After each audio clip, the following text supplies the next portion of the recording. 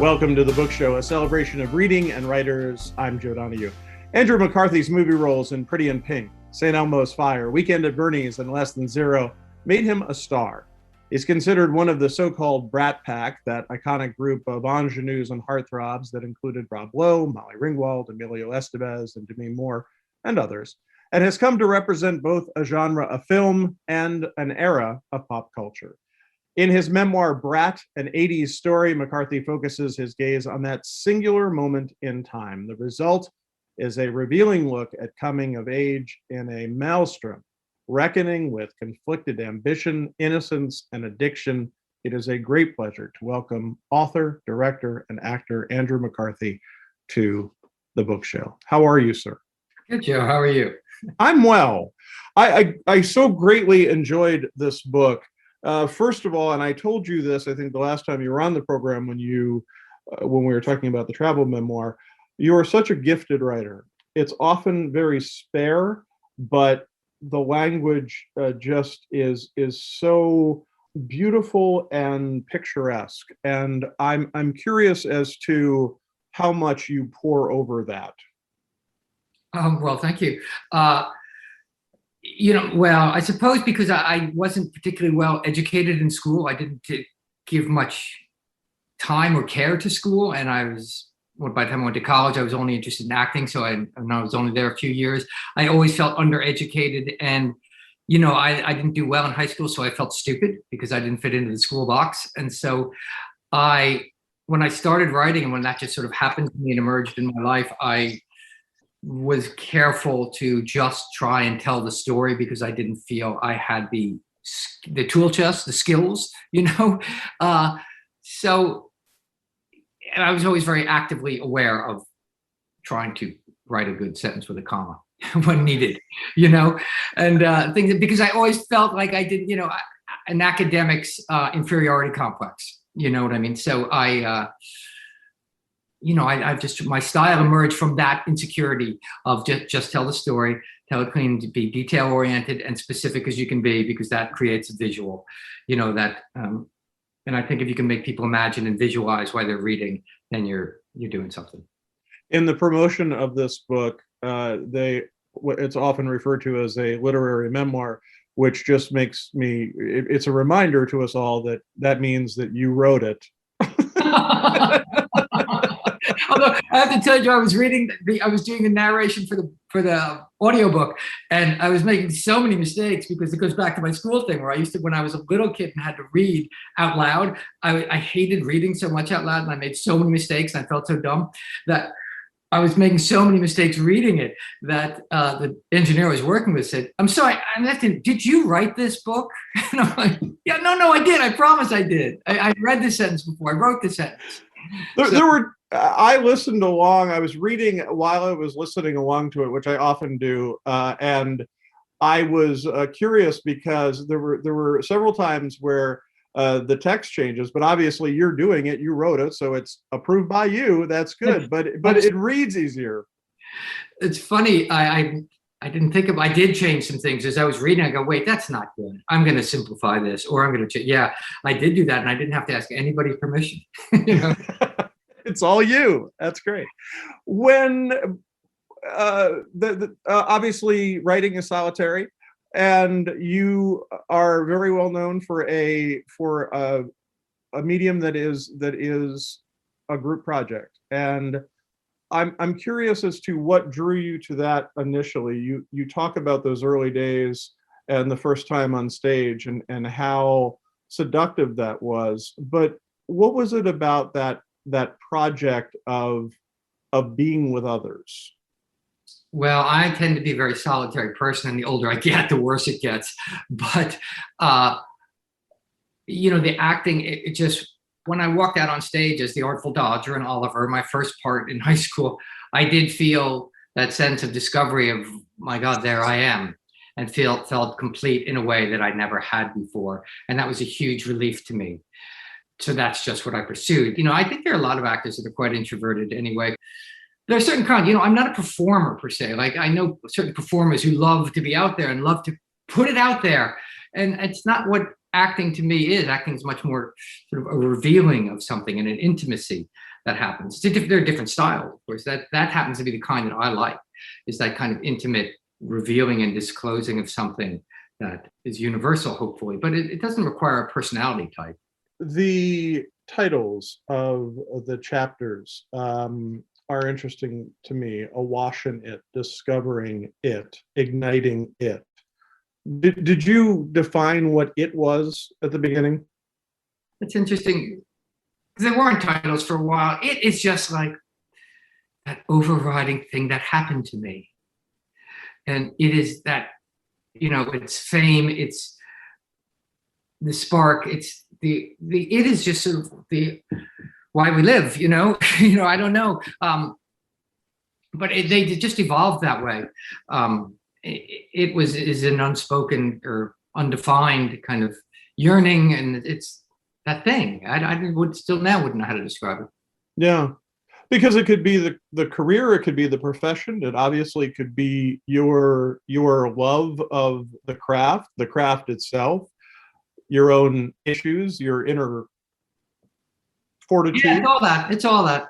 It's like the same way the title is Brat is just like, it's a certain way of owning that, and sort of hopefully in a certain way it's ironic, and it wasn't ironic because it was slammed in your face, and it's as in your face as it felt at the time to be slapped with it when that label was cast upon, flung on us.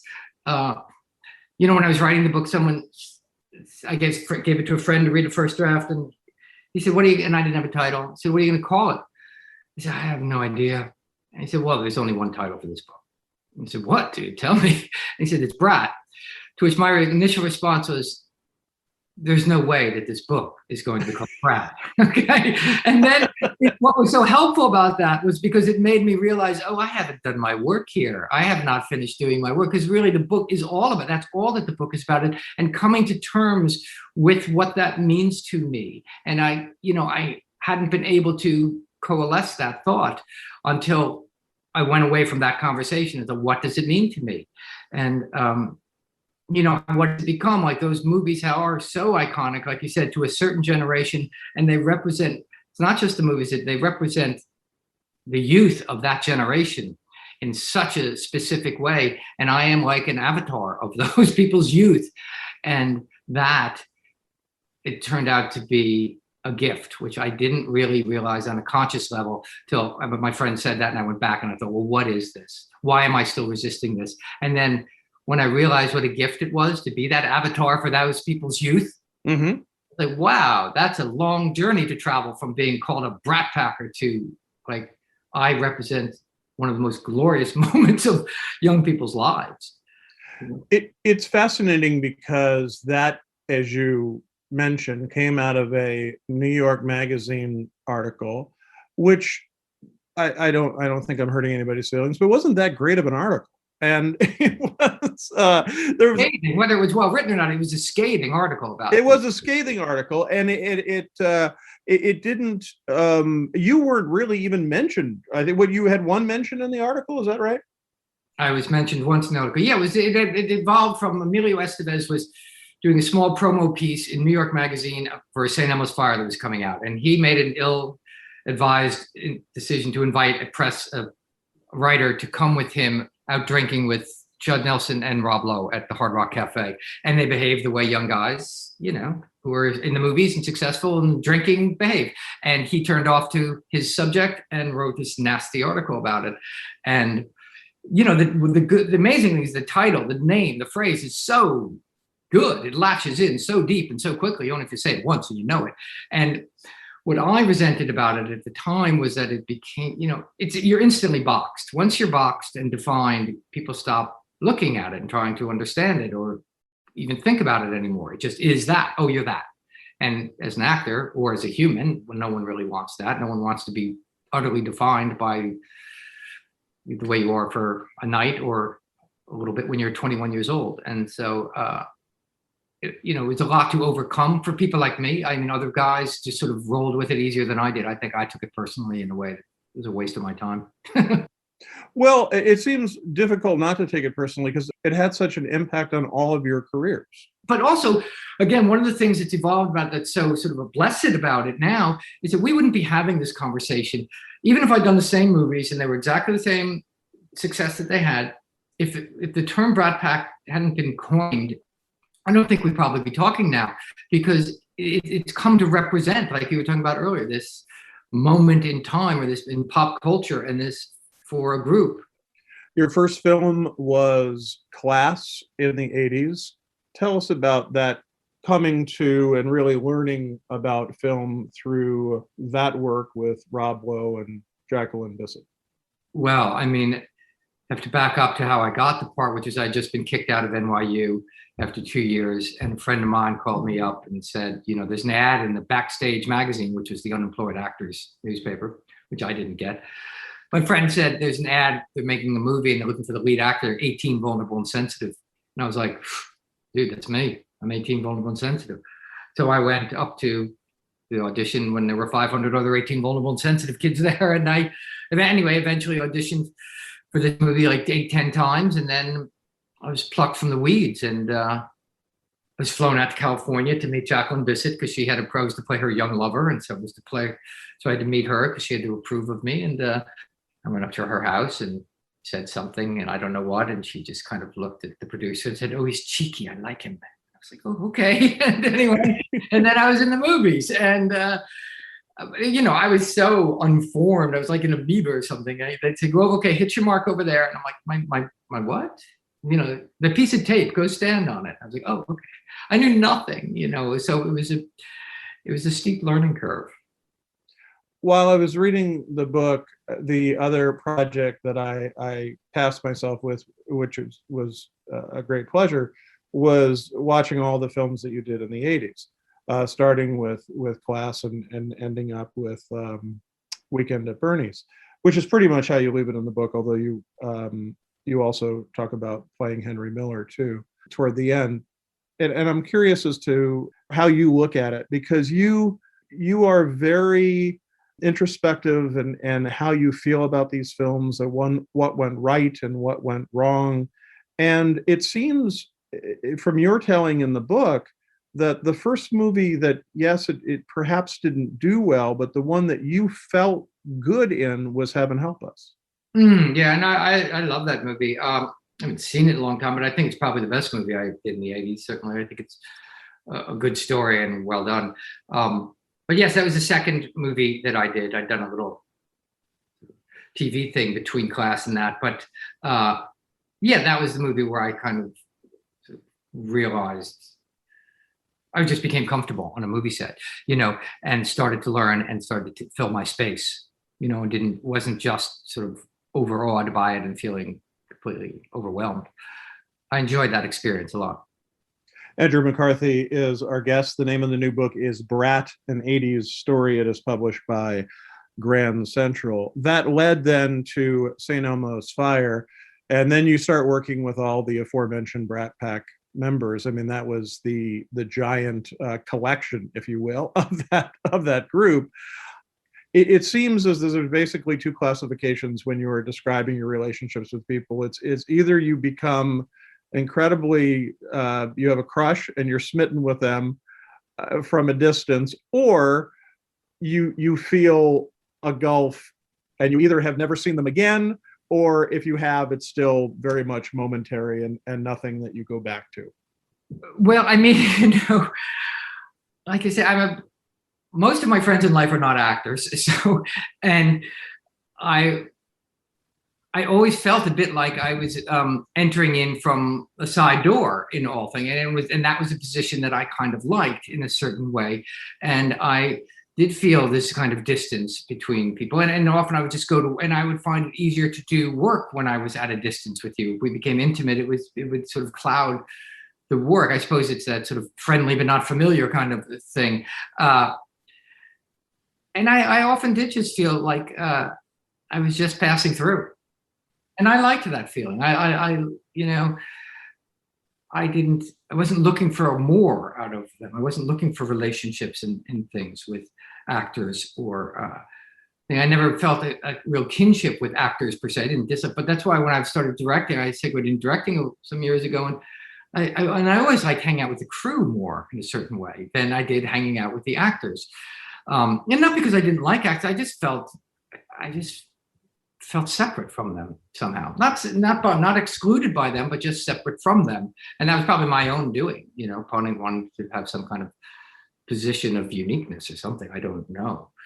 And I wasn't aware of any of that until even in writing the book. There's so many times with, like you said, and I never saw them again. And that was the last time I saw them. And and I'm like, wow, I did. It was so sort of transient. But, it's a carny life. It is like it's one job to the next, about 150 jobs in my life. And you just pass through one to the next so many times. And that's just my experience of it. And I like that experience of it. I like sort of going off, doing it, and going back to my life.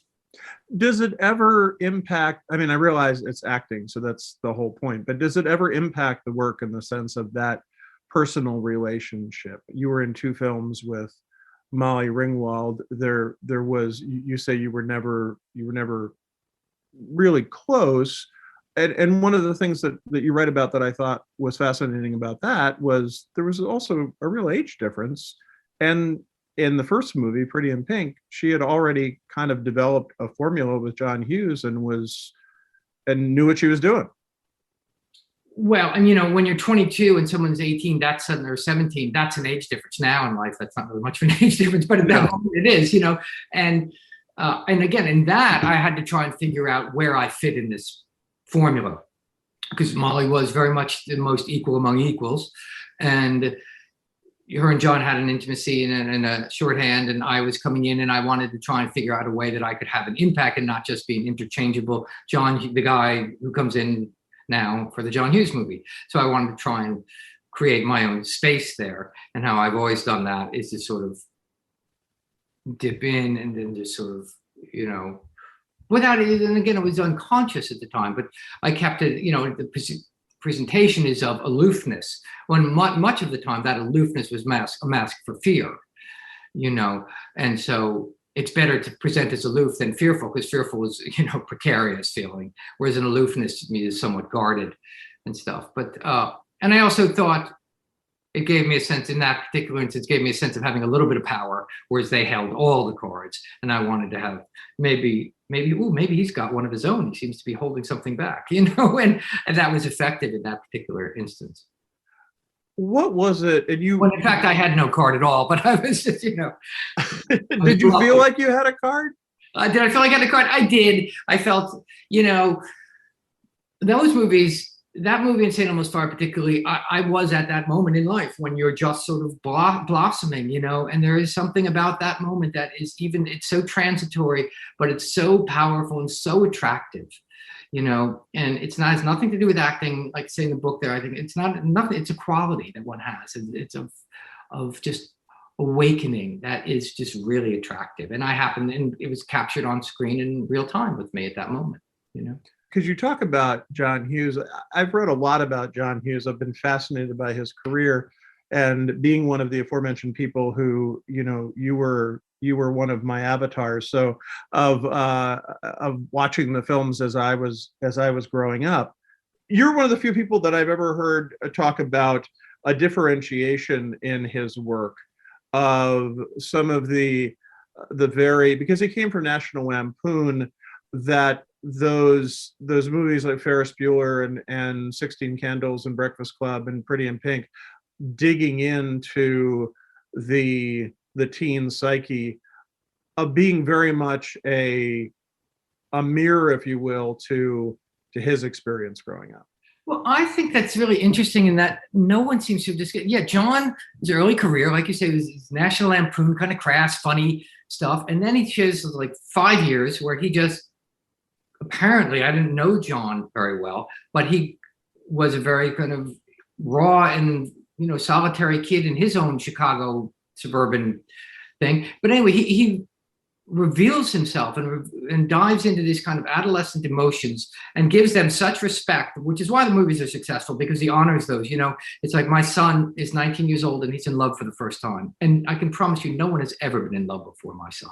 You know what I mean? He feels it so deep. And the way I did, the way you did, the way we all did at that time, it is so important and so for the first time. And John recognized that and honored that and gave respect for those. He didn't look from it from an adult's point of view, going, oh, they're just kids, you'll get over it. It's like, no, that really mattered. And that's what people responded to, in my opinion. And so John made himself quite vulnerable in those several movies. And then it seemed like, to me, that's enough. It was too much. And he went really and hid behind his sort of facile, clever, fast, witty ways again with Uncle Buck and Planes, Trains, and Automobiles and Home Alone and these glib kind of movies that were funny and terrific in their own way, but they didn't have the heart that these movies did. And I understand it because I felt the same way to a large degree.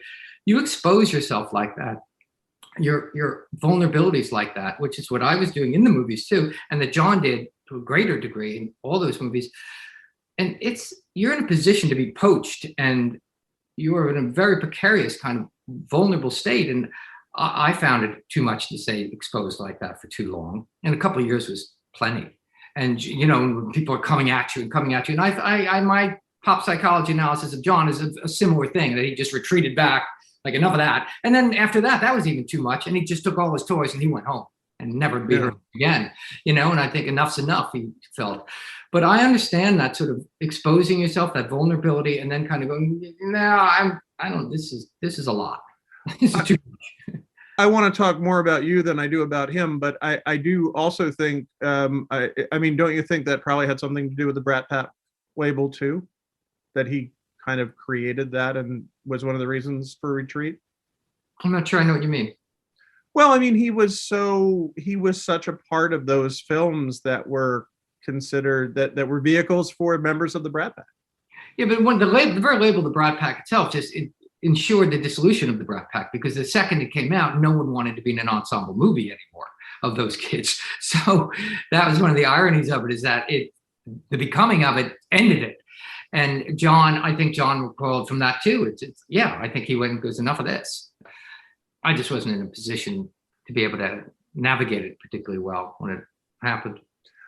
You write about your alcoholism and the real correlation that it had to the time, and not to be, as you just said, to be pop psychiatry here, but did you think that one of the reasons that you often didn't want to talk or kind of shied away from that label and wanting to do something else was you had to fully come to terms with yourself and being an alcoholic? Well, there's so many things in there. The first thing I say to it always is I didn't drink as a reaction to becoming famous or successful in those movies or being in the Brat Pack. So many people want to easily put alcohol abuse into, well, this is what happened, so he did that. Right. It's a reaction to it. And it just simply was not the case in my experience. I drank because I drank, and I had an affinity for alcohol, and I had an alcoholic temperament, and I drank. It affected my movie career in an adverse way, but it was not brought about by my success. And I think that was an important thing for me to know and to own. And that took some time to do. I never thought that I drank because of my movies, but they're interwoven. For sure. But the success did not cause the drink. The drink existed of itself. Well, I mean, that is part of it, is that it didn't have to do with the success. It had to do with you and a lot with. And look, I was a very fearful person and very, right. I wasn't aware even at the time when all that success was happening that it was that successful. We weren't making gobs of money. I wasn't offered lots of movies. I was always auditioning for the next job.